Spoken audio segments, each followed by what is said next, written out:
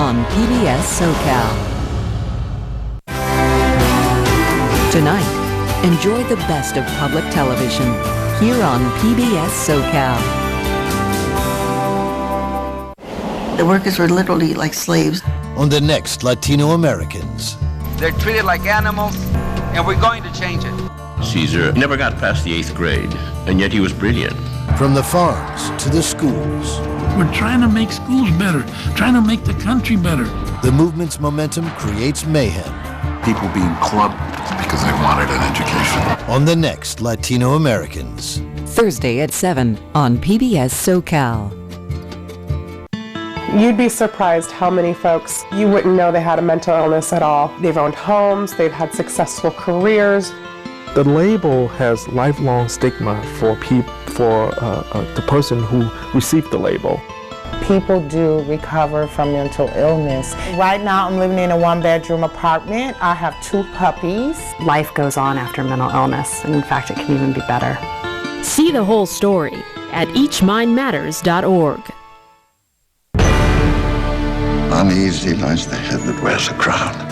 Battles go on for both highborn and low.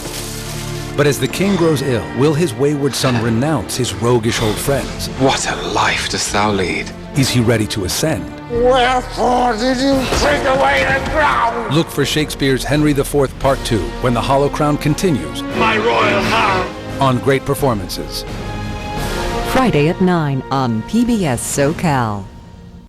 Legendary artist Elton John returns to the stage for a special concert.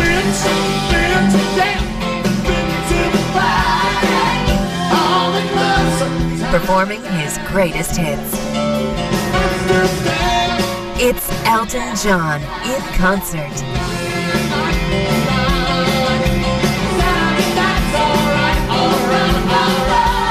Saturday at 7 on PBS SoCal.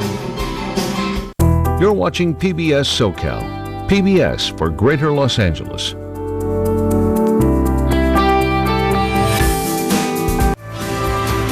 PBS SoCal supporters include the following. It's 89.9 KCRW Santa Monica, Los Angeles, KCRW. We're not just a radio station.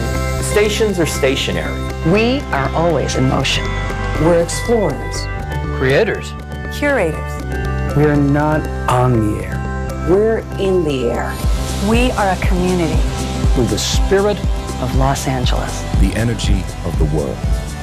We are not just a radio station. We are human inspiration.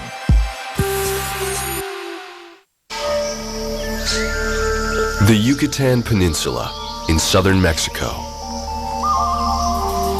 Today, it is a vast expanse of empty jungle, some of the most sparsely populated land in all of Mexico. Now, scientists are plunging into the Yucatan's hidden places and making stunning finds. Proof that 2,500 years ago, the landscape wasn't empty, but was teeming with people. That powerful rulers built massive cities, staged extravagant religious rituals, and generated immense wealth. New finds show that the cities of the ancient Yucatan were almost as densely populated as modern Los Angeles County. We're discovering a part of the past that really just didn't exist before. But then, something goes wrong. Something wipes this monumental civilization off the map. What happened? Who lived here? And where did they go? Now, join the search on this National Geographic special, a quest to find the lost Maya.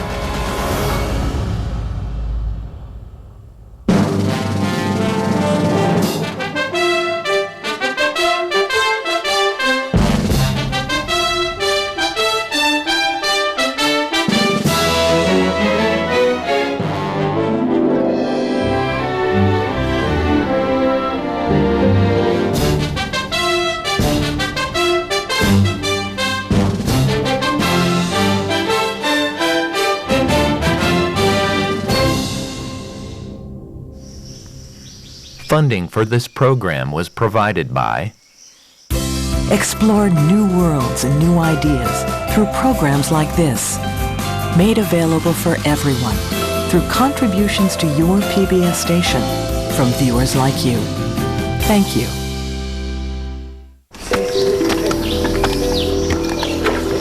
Deep in Mexico's Yucatan region, the ruins of a forgotten Mayan town called Kiwik emerged from the jungle. In 800 AD, a local king ruled here and built an impressive pyramid shrine.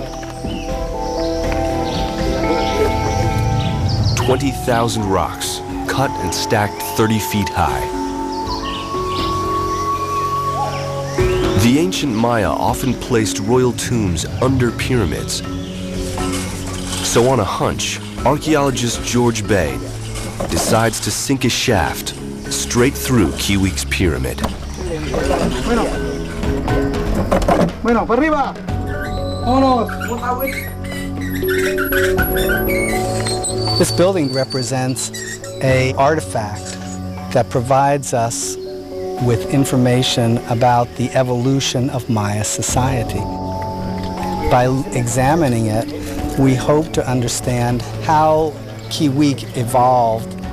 And after that, then they'll be through and we can start working. Bay has been working here in the Yucatan for 3 decades, uncovering mysteries about the little-known Maya who lived here, called the Northern or Puk Maya.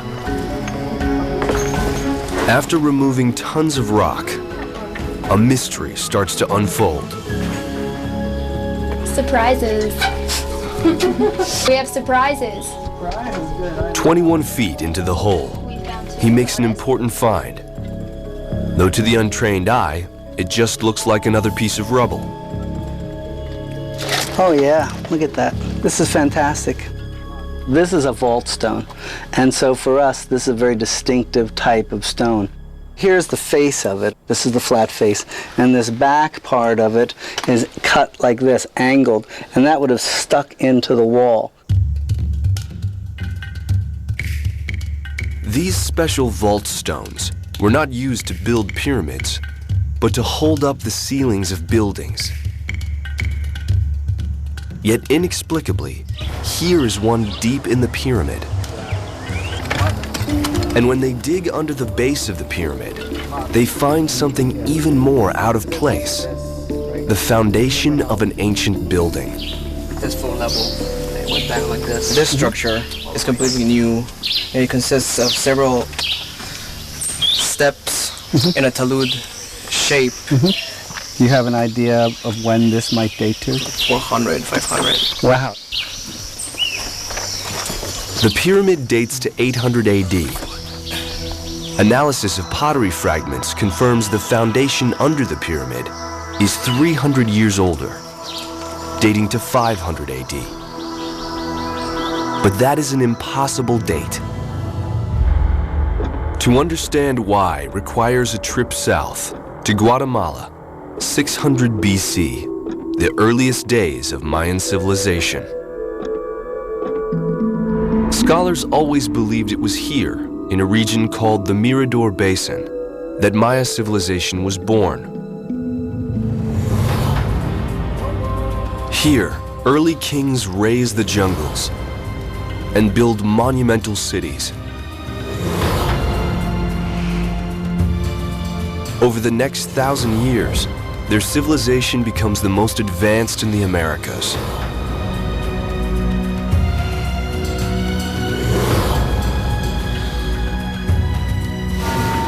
They master mathematics and astronomy, even perfect the first written language of the Western Hemisphere.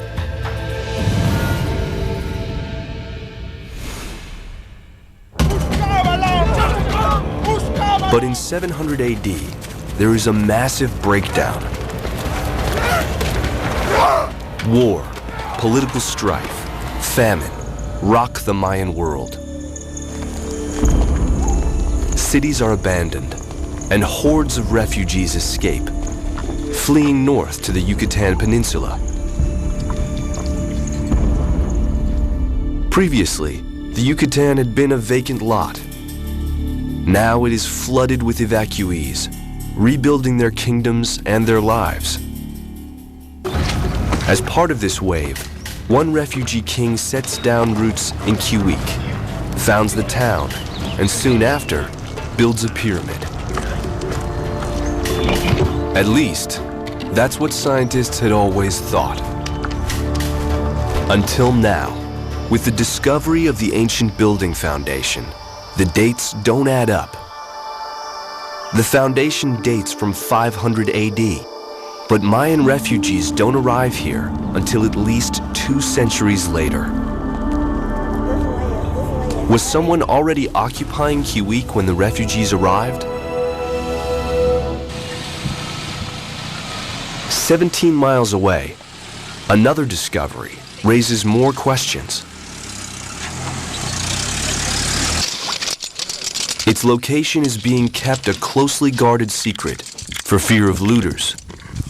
Only 3 archaeologists have seen the discovery in person, including Fatima Tekpool. Getting to this discovery is no easy task.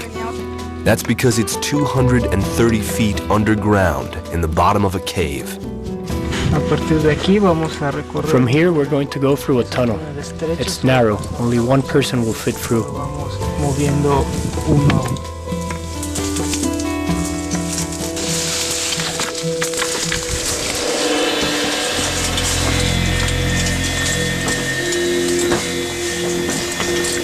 ¿Será que puedes pasarme los guantes, Robert, o quien sea?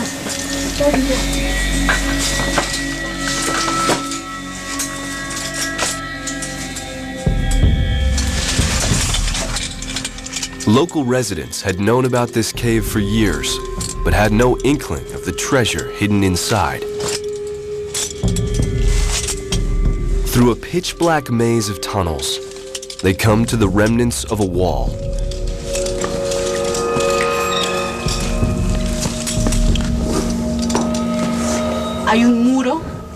Here we have a restricted passageway. There was a wall here, marking an entrance that separated 2 areas, a public space and a sacred space. As Fatima enters the sacred chamber, she notices something curious. The walls are covered in black, what looks like layers of ancient smoke. It appears that countless torches and ritual fires once burned here. The Maya believed that caves were the dwelling place of gods.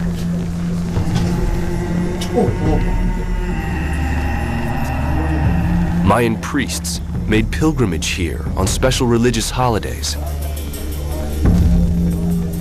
consuming hallucinogenic plants to commune with the deities.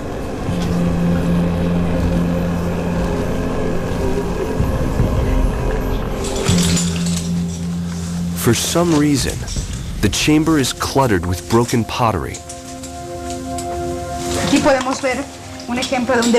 Here's an intentional deposit of ceramics where the Maya broke vessels as part of an offering.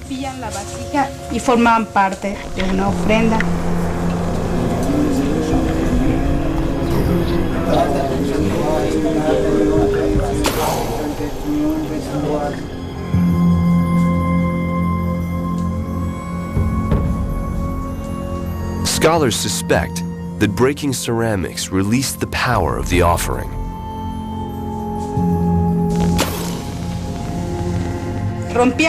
They would break the vessel and scatter it around the cave.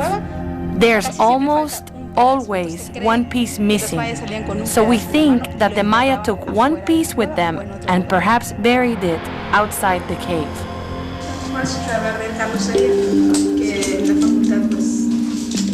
The team pushes deeper into the cave. Mayan priests relied on ropes made of vines to get here. But even with modern climbing gear, Fatima's journey still takes 3 hours. She finally reaches the cave's most sacred point. And on its walls, paintings.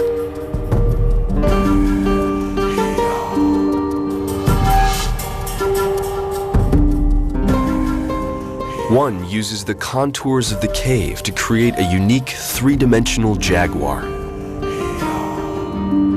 Another portrays a mythical hunt with a ghost-like jaguar and deer. What's striking about this painting is that the representations are not of living beings. They are in the underworld, in the world of death. Look at the body of the jaguar. It's skinny. It hasn't been well fed. And it has a deliberate mark in the middle. We think these marks represent illness.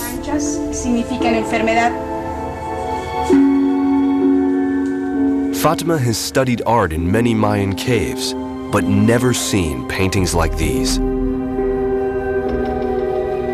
They are clearly Mayan, but their unusual style suggests that whoever painted them was not part of the Maya civilization of the south. Stylistic analysis of the paintings and the ceramic offerings in the chamber indicate the murals were painted around 100 BC. That makes them among the oldest Mayan paintings ever discovered in Mexico.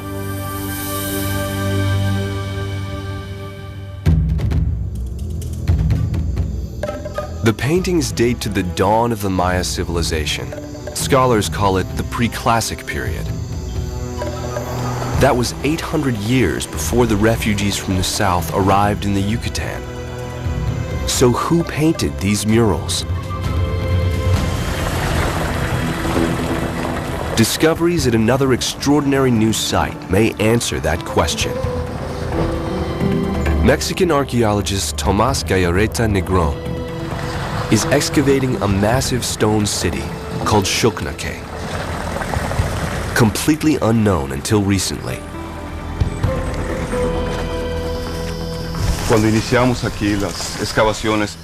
When we started the excavations here, everything was covered, so we had no idea about the size, the dimensions, or the possibilities this building would have.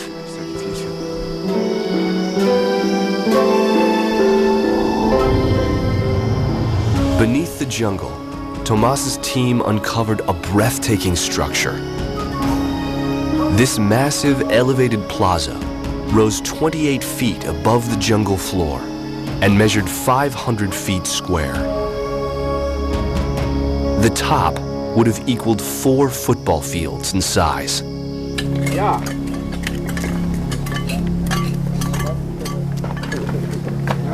Si yo hubiera sido un maya de esa época del If I were a Mayan during this time, I would be in awe to come here, impressed by the power of this place.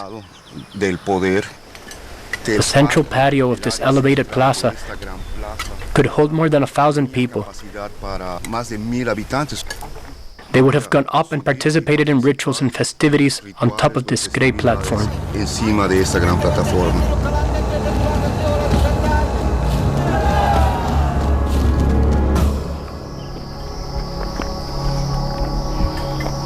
Monumental structures like this one don't appear in the north until after the southern collapse in the 700s AD.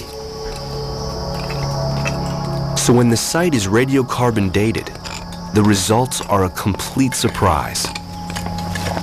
We discovered this monumental construction is 2,500 years old. It is one of the largest known structures from 500 BC. Antes de Cristo, de 500 antes de Cristo.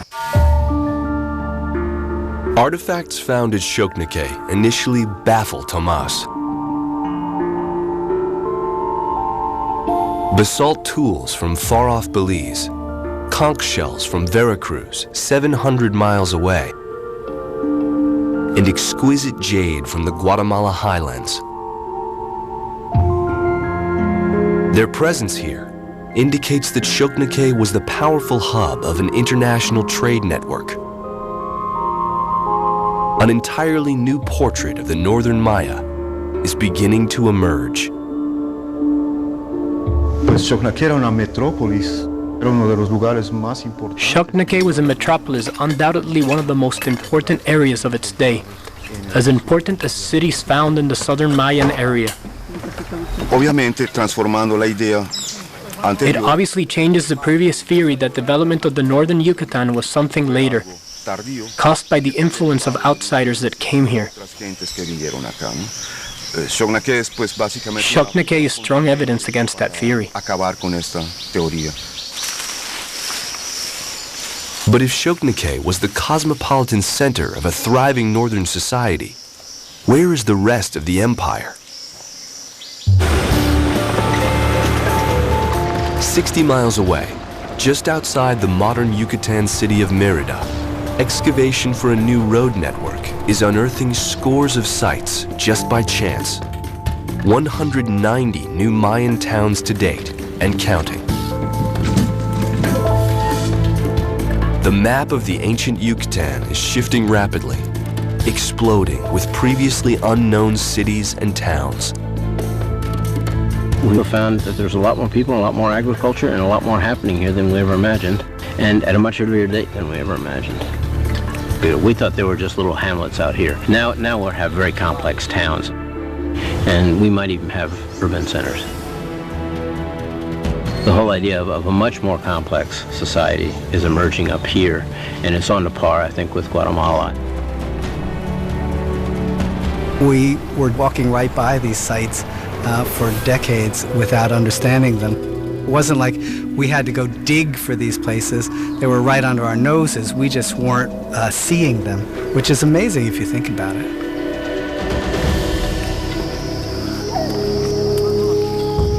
Back in Cuique, George Bay's team is clearing stones from the side of the pyramid. They're doing detective work, trying to figure out why a vault stone, typically used to hold up the ceiling of a building, was found buried inside the pyramid. Another clue emerges, suggesting something is very different about this pyramid. This is something the workers found, and they happened to, at the last second before they threw it away, they turned it over and noticed that, in fact, it's a piece of sculpture, a sculptured face. So here's the face with the nose and the upper part of the mouth. So then you have to ask yourself, what's this that's over this face? And what it is part of a large headdress and mask that this lord would have been wearing. The ancient Maya often attached sculptures like this one to the facades of royal buildings. It's a watershed clue. What may lie buried beneath the pyramid is not a royal tomb, but a royal palace. And those stairs were Further excavation reveals the corner of a building. This is the upper part of the preserved building, and this is what we call a broken molding. Over the doorway, this pile of rubble here is still filling the doorway. You can see remnants of the stucco here, probably modeled and painted. As the team peels back the pyramid, the palace emerges.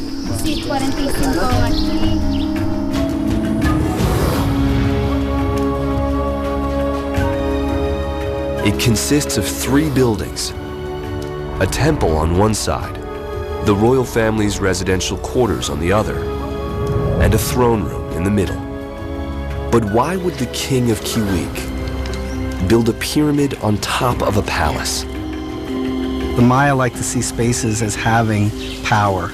It's not uncommon to see in many different forms the building of one building on top of another, because sacred spaces, important places, are powerful. Our argument is that this is attempts to legitimize power. George believes that an early king of Cuique, perhaps even the founder of the town's royal dynasty, built the palace.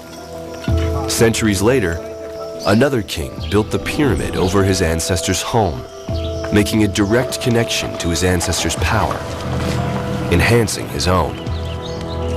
The palace may be most remarkable for another reason. The king who built the pyramid was not a late transplant from the south, but a descendant of a royal family that had been in Kiwik for a very long time. Combined with evidence from the massive complex at Shoknake, from the ancient ritual cave, and other emerging northern cities, it now seems clear that here in the Yucatan, there was a previously unknown Maya mega-society that was just as old and just as powerful as the South. We don't really know where the cradle or genesis of Maya society is anymore. What we're learning is that there may have been multiple cradles.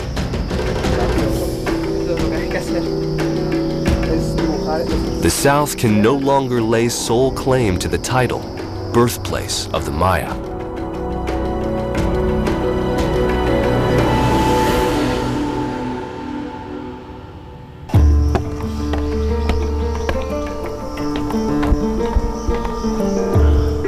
Now that the existence of this northern mega-society is confirmed, the questions rapidly multiply. Who were these lost Maya, and why were they forgotten?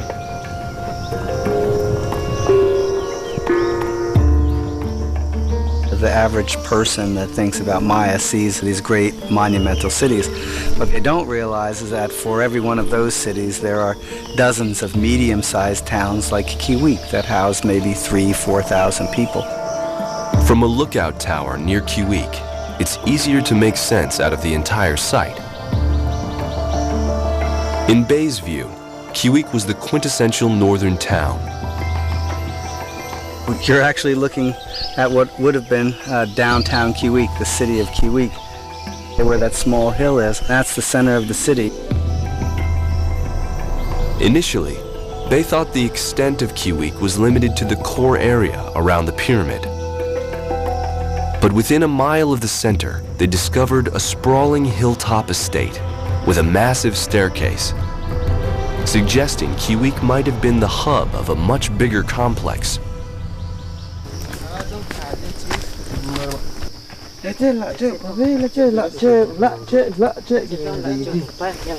Every morning, the excavation team climbs the 200-foot hill.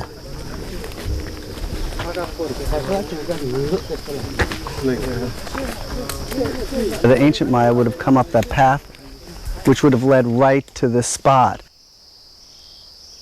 What you see is basically a pile of rocks, but if you were standing here 850 AD, what you'd be standing at the base of is an enormous stairway, which would have taken you up to the top of what we think is the palace or the plantation house or the big house. Even in the modern sense, a very palatial kind of construction. They've dubbed the site Stairway to Heaven. A place like Stairway to Heaven is amazing in the sense that they built a 9-10 room mansion up there. I mean, that's a very nice building, you know, a 9th century McMansion, okay, living up on top of that hill. But who would have been rich enough and audacious enough to build such over-the-top real estate? Graduate student Stephanie Sims is digging for answers, tearing up the floor of one of the 22 large stone buildings that make up the estate. Under the floor, a tantalizing clue. Here I am sitting beneath the floor, level being right here, of a 3-room elite residence up on the hilltop. And here, just beneath the floor, are a few capstones covering a dedicatory offering. The offering consists of a ceramic bowl and plate that appear to have been placed under the floor when the house was built. It's a little suspicious that it would be odd to place a plate upside down like that without covering something, so.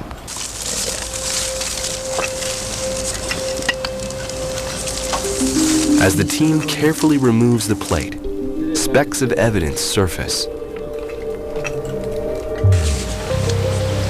Little teeny fragments of very badly decomposed, kind of eroded, degraded bone. Still can't tell yet whether it's human bone or animal bone, but my guess is human.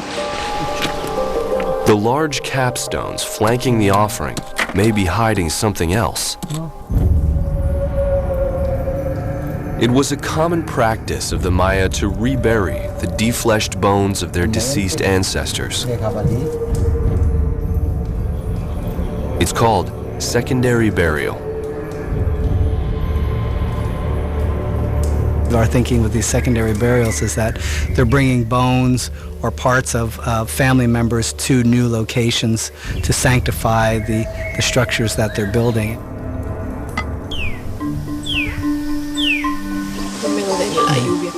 The capstones under the floor of the house come off.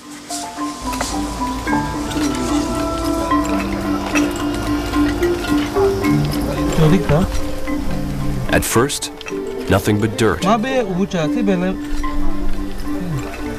then, a human tooth. Confirming our suspicions that this is a human burial. This is a lower incisor right here. There are several, and we're still waiting to uncover to see how many there are. Though badly decomposed from the acidic soil, Stephanie can make out the remains of a human skull and arm and leg bones. So this demonstrates to us that this offering is part of the burial underneath, dedicating this house. Back in the lab, Stephanie happily discovers that the skull's owner was not a daily brusher or flosser. Embedded in the teeth, 1,200-year-old plaque. Chemical analysis of food particles in the plaque gives Stephanie a hint about what kind of wealth Stairway's owners had. I'm finding a much greater diversity of plant food items that were consumed, ingredients in stews and soups, squash, beans, tree fruits, chili peppers. The bounty suggests that the people who lived at Stairway were major plantation owners, operating extensive farms in the valley below their hilltop estate.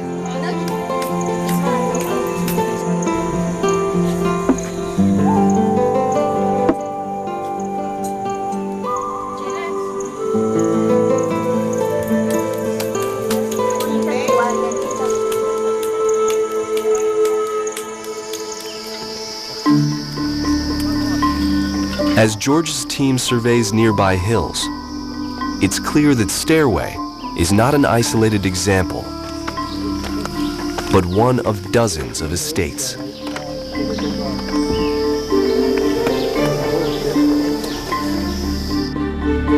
And the farming business here appears to have been lucrative, backed up by more evidence on the teeth. That's one of many, many kinds of dental modification, which is very common in Mesoamerica. A lot of filing of teeth. Sometimes there would be inlays of jade or greenstone or pyrite. Even today, many local people sport mouth grills of precious metals and gems. It was considered beautiful, something cosmetic, and also usually indexes wealth.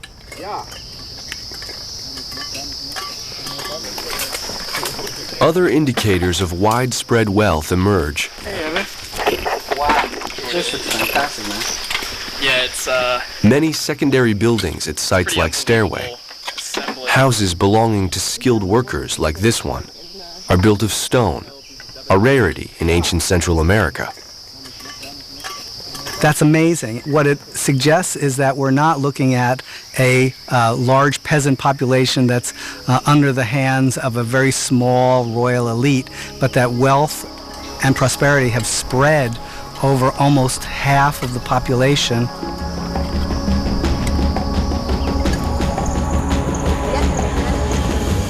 George and his team suggest a provocative idea that Keewik may be evidence of America's very first middle class, nearly a millennium before North America's colonial middle class. These people might have had opportunities. They might have been able to acquire land. I mean, it's kind of fun to think about it, that they might have been living the Maya dream.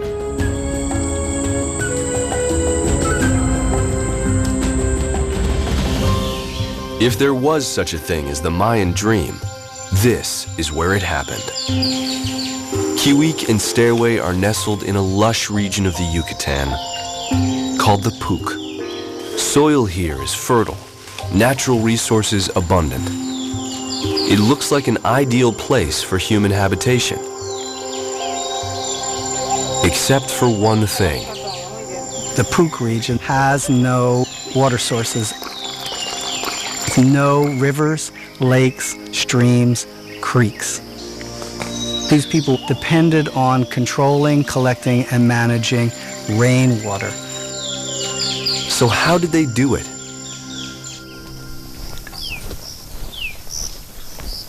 Just a few hundred feet from the Stairway Estate House, archaeologist Bill Ringel has found an answer.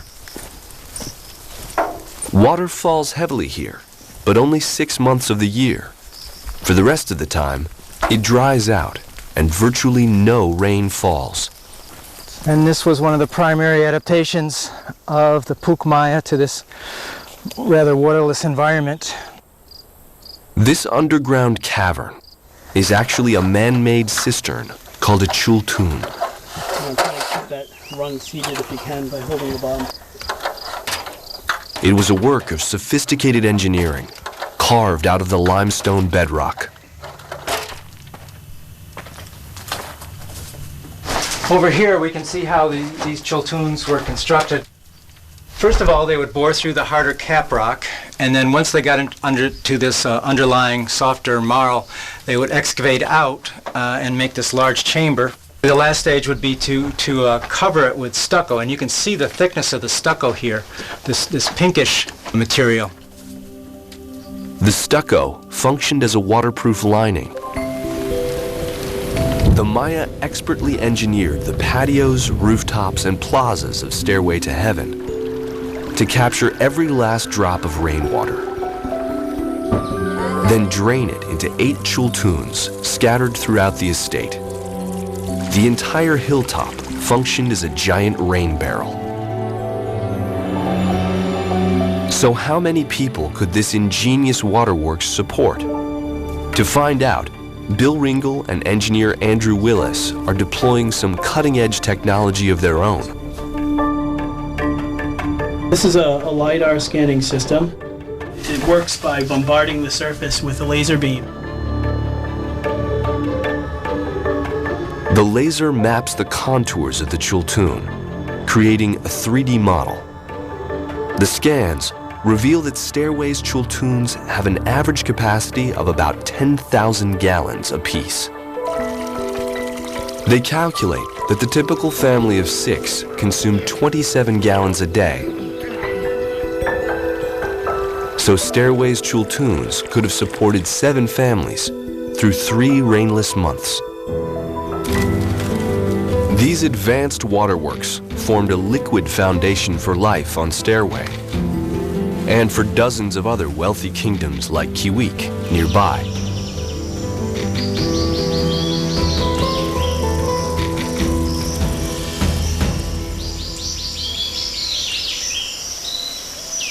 And sitting at the very top of that foundation was a royal elite.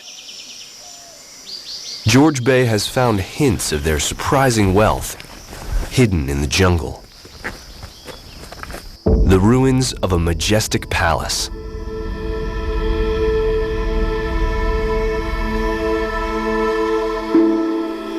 It represents a time in the history of the royal family of Kiwik when great amount of wealth was being accrued by the royal family, and they were expressing it through the construction of a massive new palace.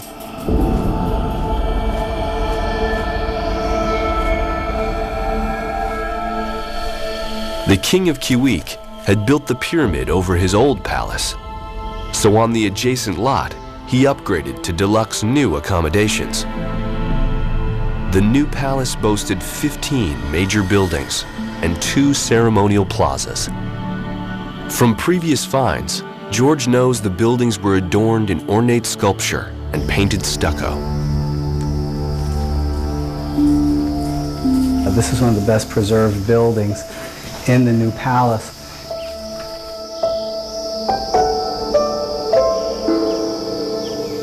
You can see the remains of the stucco.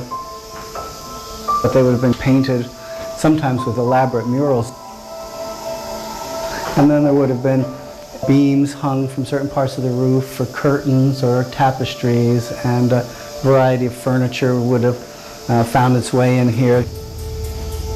Kings liked things like jaguar skin sofas, fancy pillows. This simple room would have perhaps been quite luxurious.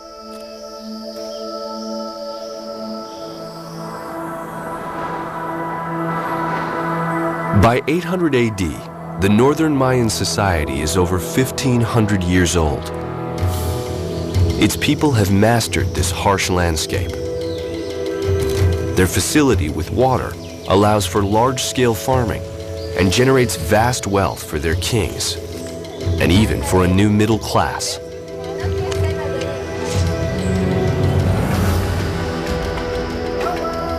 Imagine this place 800 AD.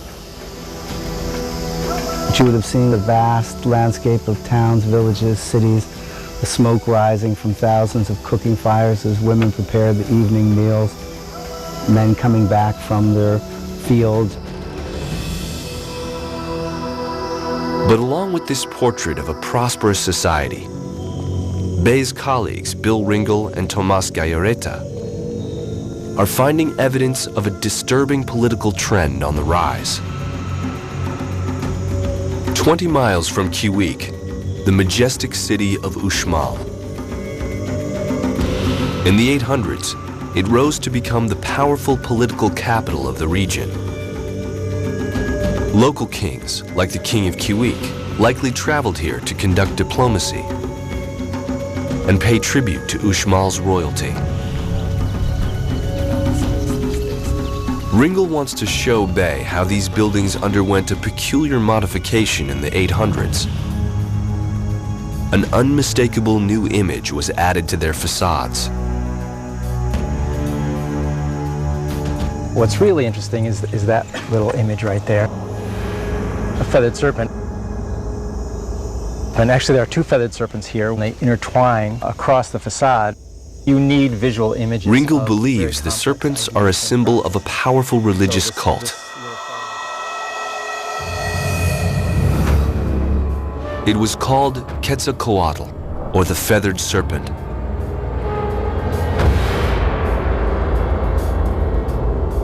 The so-called cult of Quetzalcoatl, perhaps a better way to think about it is a political ideology.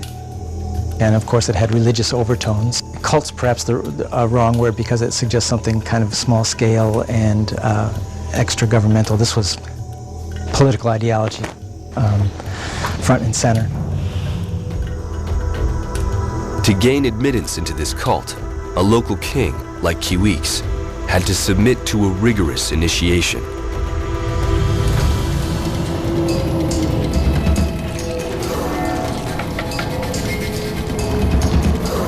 And the priests would very often sequester the initiate for several days. He would undergo rituals of self-mortification. These rituals involved bloodletting ceremonies in which initiates pierced their penises and other body parts. And that would be a very interesting way to sacrifice yourself. Well, obviously very painful.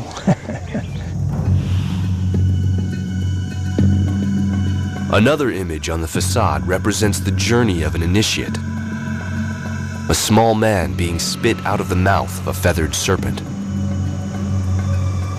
So we can see the little man moving through its body to emerge as a transformed being, and he's being transformed precisely because of the rituals of initiation that involved Quetzalcoatl. The evidence at Uxmal suggests the cult swept through the north in the 800s. As local kings bought into the new ideology, political tensions started to rise. It may have fostered competition between those who wish to adhere to this new ideology and those who wish to remain true to the traditional ideology of the Maya area. At the new palace in Kiwik, George finds signs that in the midst of the boom times, something else seems to go wrong. We see this big pile of rock up here in front of the building, and it makes really not too much sense at the beginning. You have this beautiful building here on this side with these rooms. You have a set of rooms on the other side, and right in the middle you have a big chunk of rubble. We conclude that what we're looking at is a actual staircase that was built by workers to give them access to the upper stories of the building. Here is a scaffold system being used by the Maya as part of their construction techniques. Okay, now it's not gone. The stairway is still here. If the building was finished, they would have removed the stairway. The indications of this scaffolding is that you're seeing construction happening. You're not seeing a finished building. Another part of the new palace shows similar signs of a sudden halt in construction. The second-story walls of a building are laid out on the ground by masons, but never erected. All of these characteristics are evidence that the city was in full bloom, that architects were employed, that the king was feeling confident and powerful about what he was doing, that the city was part of a world that was blossoming and expanding, and not this idea of the king being Miss Havisham sitting among a ruined house as things slowly fell apart for him and his world collapsed. This is a very different kind of image for what was going on here. So what brought Kiwiik's boom times to a screeching halt?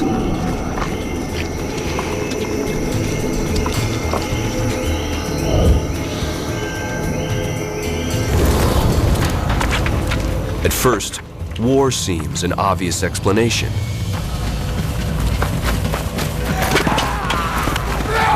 But an exhaustive search turns up no arrowheads and no spear points.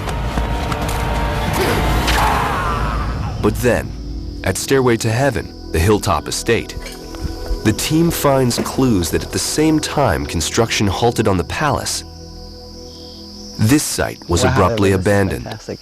You have probably 5 or 6 vessels smashed on the floor from the time of the abandonment. You know, I think some of them would have been left here on the floor. Others were probably hanging from the walls. But these people were not running for their lives. The evidence suggests an orderly departure. Pots carefully hung on wall pegs or set to the sides of rooms.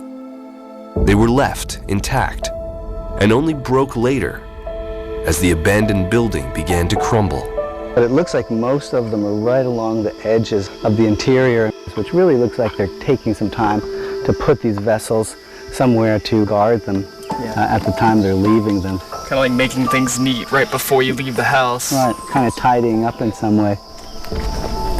And behind the house, Stephanie and George find another provocative clue. It's called a metate. This surface here represents a grinding surface where a woman would have spent a good part of her day crushing corn.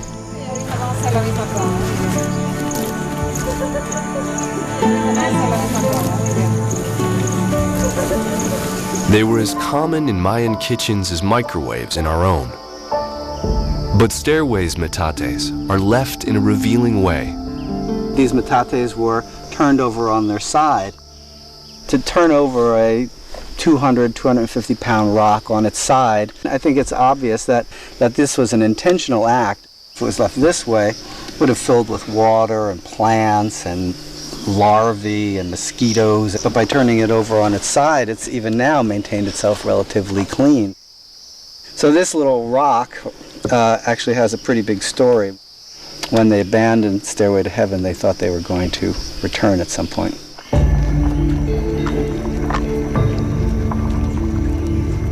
So what could have caused this carefully planned abandonment of Stairway and the abrupt work stoppage at the palace? On this point, the ruins at Kiwiik are silent. But 50 miles away, new finds point to a probable cause.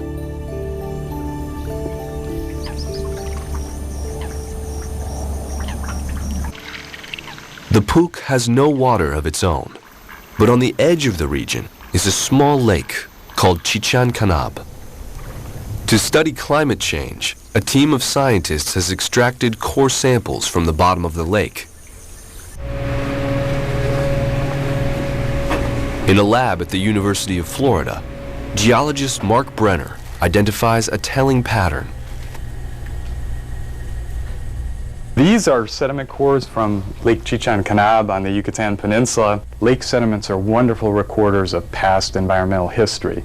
And if you start at the top here, this would be the most recent sediments, and you work your way down, you're basically going back in time. You see nice organic brown sediments as you come down here, and then suddenly you see these white bands here. And these are gypsum. Gypsum is a type of salt found naturally in the waters of Lake Chichen Canab. To understand where the gypsum bands come from, imagine a glass of salt water.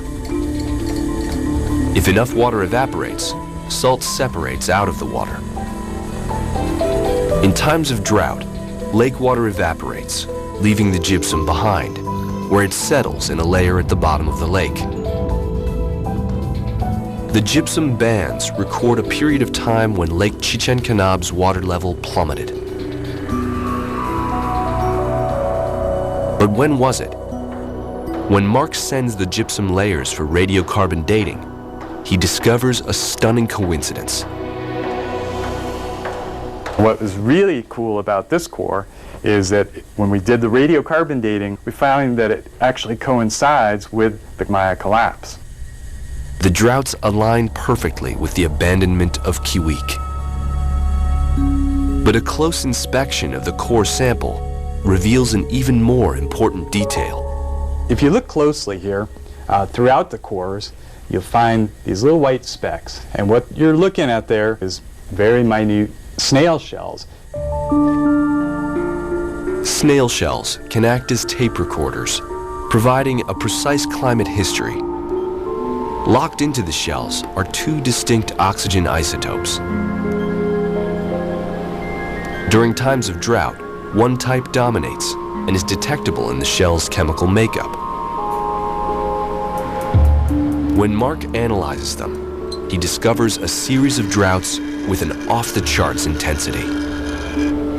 But the snails are telling us things were incredibly dry as they had been for the last 7,000 years anyway. At Stairway to Heaven, new data indicates cisterns would have armed the Maya for 3 months without rain, a few months longer with emergency water rationing. But more evidence from the core samples suggests this would not have been enough. We find 8 of these bands that suggests, in fact, that it wasn't just like one massive drought. It was probably a series of droughts that have durations of about 3 to 20 years. And every time things would get going again, they would get pounded with a fairly long duration drought. At some point, the droughts overwhelmed Stairway, leaving only one option.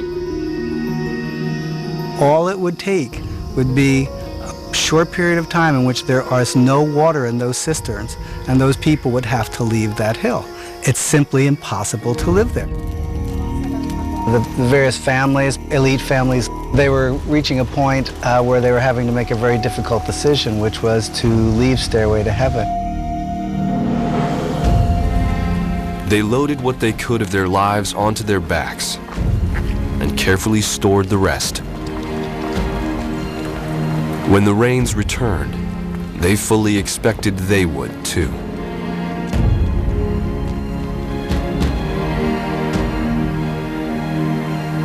The Maya knew about droughts.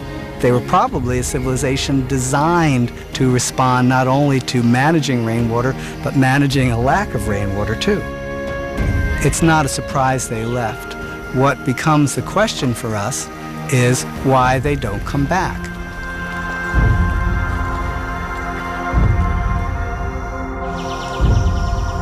So why didn't Stairway's residents and the King of Kiwik survive these droughts as they clearly had in the past?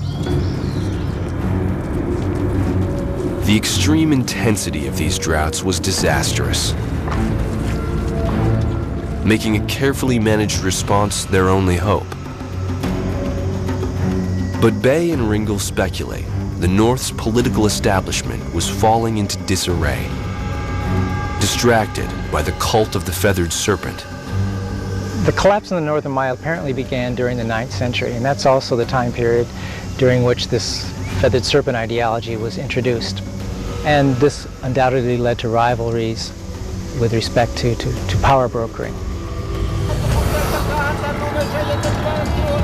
Ringel thinks the political situation may have become so extreme that there was no longer any governmental system capable of organizing their return.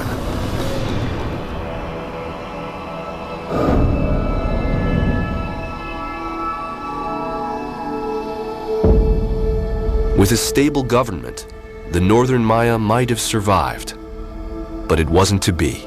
And within a century, the major cities and towns of the North, just like the South, were left in ruins.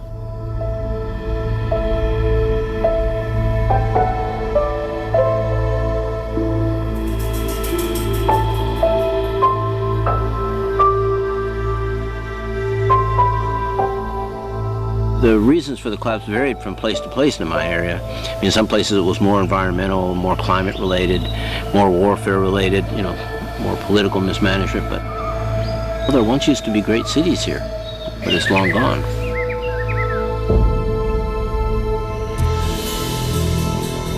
Today, the empty jungles of the Yucatan serve as a reminder that even great civilizations can fail. And yet, even though the achievements of an advanced society disappeared, the people did not. What we're really looking at is the decline of elite culture. I mean, the breakdown of the kings, the breakdown of the artisans, the breakdown of the kinds of high ends of culture.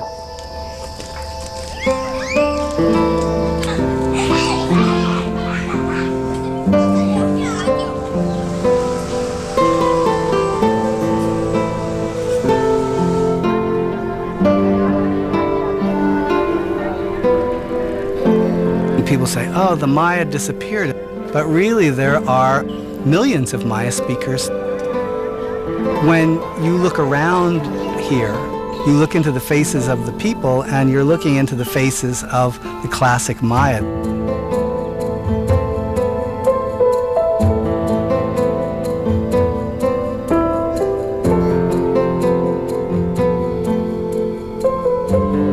They have endured, outlasting climate catastrophe, the collapse of their civilization, and later, conquest by Europe.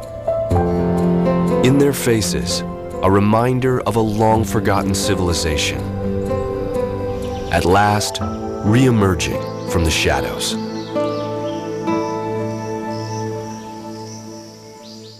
For more on the quest for the lost Maya, or to watch this program again, visit pbs.org.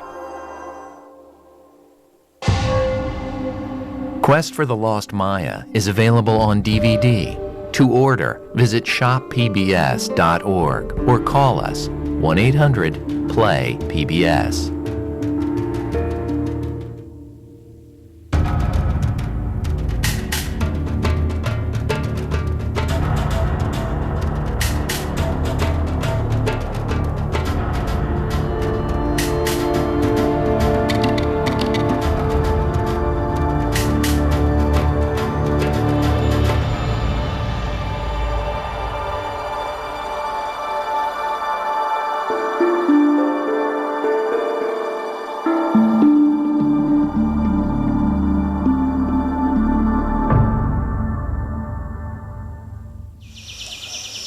Funding for this program was provided by Explore new worlds and new ideas through programs like this, made available for everyone through contributions to your PBS station from viewers like you.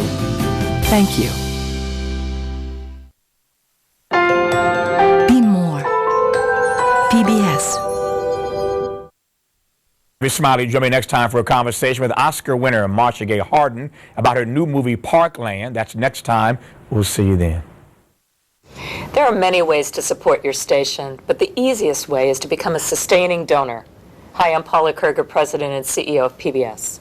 Here's how it works. You set up your bank account or credit card to make an automatic contribution every month in support